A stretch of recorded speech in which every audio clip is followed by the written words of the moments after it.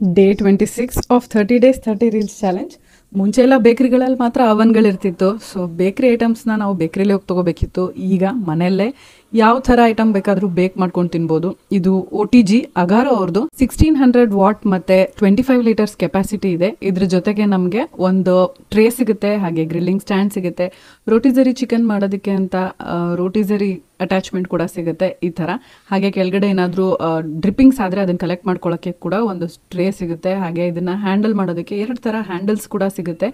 ಇದ್ರ ಜೊತೆ ಮ್ಯಾನ್ಯುವಲ್ ಕೊಟ್ಟಿರ್ತಾರೆ, ಅದರಲ್ಲಿ ಯಾವ್ಯಾವ ಐಟಮ್ಗೆ ಯಾವ್ಯಾವ ಥರ ಸೆಟ್ಟಿಂಗ್ ಮಾಡಬೇಕು ಅಂತ ಗೊತ್ತಾಗುತ್ತೆ. 3 ಥರ ನಾಬು ತುಂಬ ಈಸಿ ಸೆಟ್ ಮಾಡೋದಕ್ಕೆ. ಇದು ನಾನು ಪನ್ನೀರ್ ಟಿಕ್ಕಾ ಮಾಡ್ತಾ ಇದ್ದೀನಿ. ಇದಕ್ಕೆ ಪನ್ನೀರ್ಗೆ ನಾನು ಸಿಂಪಲ್ ಆಗಿರುವಂಥ ಹೋಮ್ ಮೇಡ್ ಪನ್ನೀರ್ ಟಿಕ್ಕಾ ಮಸಾಲಾನ ಅಪ್ಲೈ ಮಾಡಿಬಿಟ್ಟು ಇದರಲ್ಲಿ ಟೈಮರ್ನ ಸೆಟ್ ಮಾಡಿಬಿಟ್ಟು 20 ಮಿನಿಟ್ಸ್ಗೆ ಸ್ವಲ್ಪ ಹೊತ್ತಾದ್ಮೇಲೆ ಓಪನ್ ಮಾಡಿ ನೋಡಿದ್ರೆ ಪನ್ನೀರ್ ಟಿಕ್ಕಾ ರೆಡಿ ಆಗಿರುತ್ತೆ. ತುಂಬ ಕಡಿಮೆ ಆಯಿಲಲ್ಲಿ ನೀವು ಯಾವ ಐಟಮ್ ಬೇಕಾದರೂ ಇದರಲ್ಲಿ ಬೇಕ್ ಮಾಡ್ಬೋದು. ತುಂಬ ಕಾಸ್ಟ್ಲಿ ಕೂಡ ಅಲ್ಲ, ಜಸ್ಟ್ 4300 ರೂಪಾಯಿಗೆಲ್ಲ ಸಿಕ್ಬಿಡುತ್ತೆ. ಇದರಲ್ಲಿ ಪಾಸ್ತಾ, ಲಸಾನ್ಯಾ, ಕೇಕು, ಮಫಿನ್ಸು, ಈ ರೀತಿ ಗ್ರಿಲ್ಡ್ ಐಟಮ್ಸು, ಟೋಸ್ಟೆಡ್ ಐಟಮ್ಸು ಎಲ್ಲಾನು ಮಾಡ್ಬೋದು. All the details R in the caption.